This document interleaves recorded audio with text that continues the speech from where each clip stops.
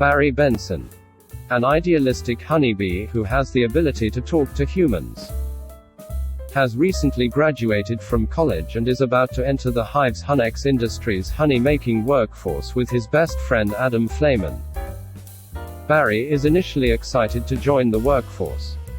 But his ambitious, insubordinate attitude emerges upon discovering that his choice of job will never change once picked. Later, the two bees run into a group of pollen jocks.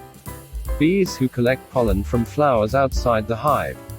And they offer to take Barry with them if he is bee enough. While on his first pollen gathering expedition in New York City, Barry gets lost in the rain and ends up on the balcony of a human florist named Vanessa Bloom. Upon noticing Barry, Vanessa's boyfriend Ken attempts to squash him. But Vanessa gently catches and releases Barry outside the window, saving his life.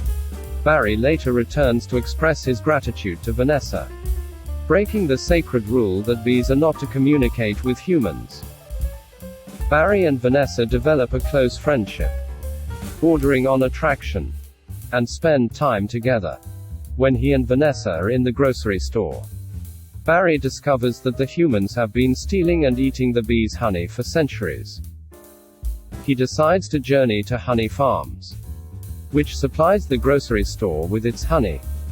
Incredulous at the poor treatment of the bees in the hive, including the use of bee smokers to incapacitate the colony, Barry decides to sue the human race to put an end to the exploitation of the bees. Barry's mission attracts wide attention from bees and humans alike, with countless spectators attending the trial. Although Barry is up against tough defense attorney Leighton Montgomery, the trial's first day goes well. That evening, Barry is having dinner with Vanessa when Ken shows up. Vanessa leaves the room, and Ken expresses to Barry that he hates the pair spending time together. When Barry leaves to use the restroom, Ken ambushes Barry and attempts to kill him, only for Vanessa to intervene and break up with Ken.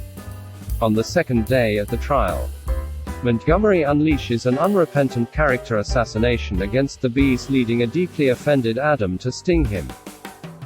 Montgomery immediately exaggerates the stinging to make himself seem the victim of an assault while simultaneously tarnishing Adam.